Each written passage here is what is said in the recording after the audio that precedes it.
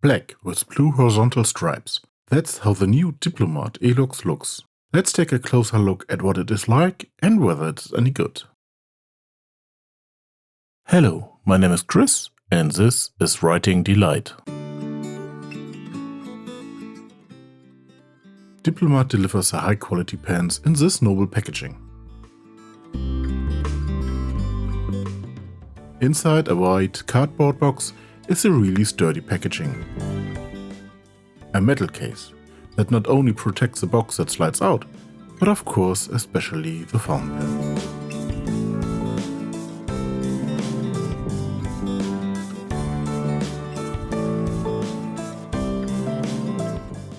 In this case it is a Diplomat Elox in black and blue. And it comes with 2 ink cartridges and a warranty card in the packaging. The first thing you'll notice about the Elox is that it's related to the Aero from the same company. We have the same basic shape here.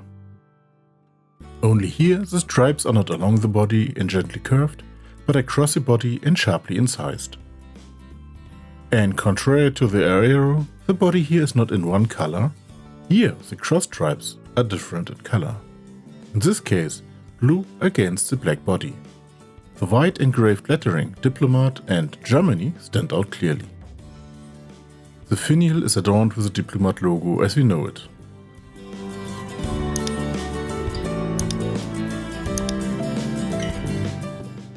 The clip is not spring-loaded in the traditional sense, but the design makes it good to use and not vulnerable.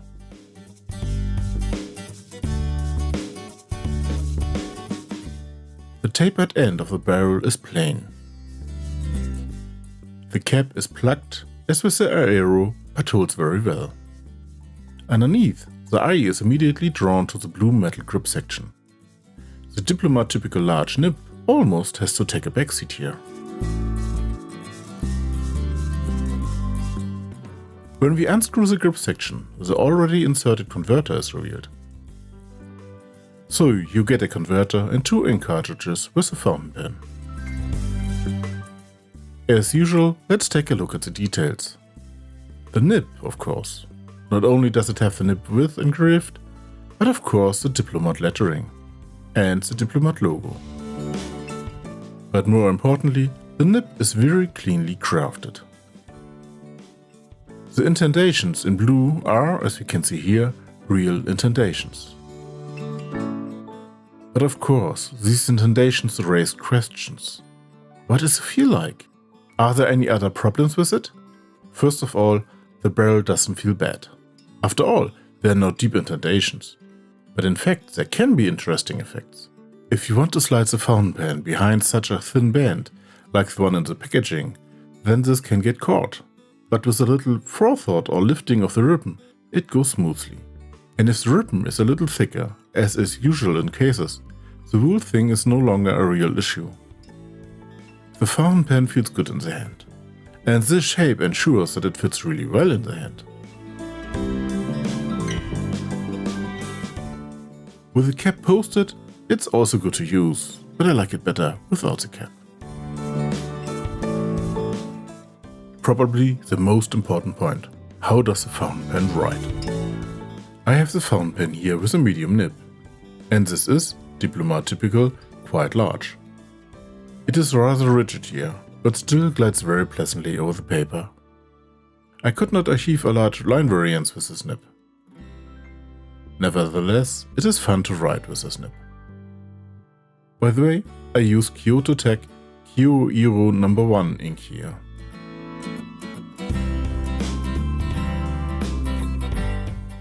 Of course, the stiffer nib also makes the fountain pen very practical for beginners to writing with a fountain pen.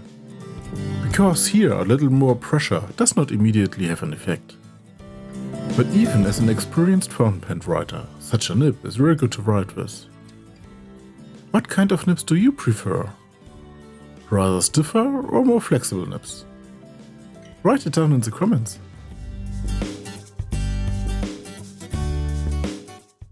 Let's see how the fountain pen compares in size. It's here with a Visconti Homo sapiens, a Pelikan M800 Blue, a Voltman Commander, a Platinum Plaisir, and a Lamy Safari. The shape may make it seem a little thicker than it is when viewed alone. This becomes clear here in the comparison. In terms of length, it is about the same as the others. But it also doesn't really seem thicker in terms of circumference in a direct comparison. In a second comparison, it's up there with Corveco Student, an Online Bohemian Arts, a Stettler Initium Curium, a Cross Century 2, and a Platinum Procyon. Of course, it is longer than the two short fountain pens, but again, it shows a normal length. Without the cap, it is the longest fountain pen in this comparison, but with the cap posted, it gives up the space. Of course, the Diplomat Elox is not the slimmest fountain pen, but the shape makes it well usable.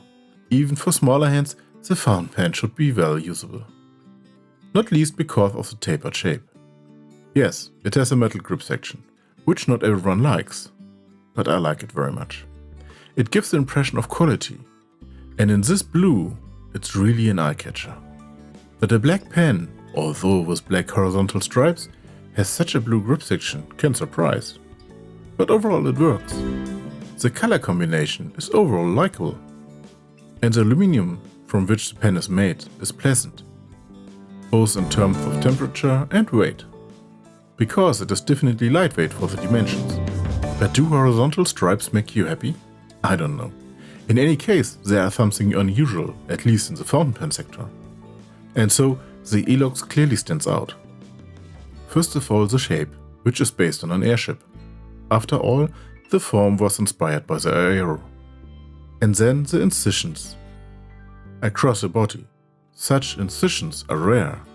And then transfers. But it doesn't feel bad and stands out. I still love the aero, a great fountain pen.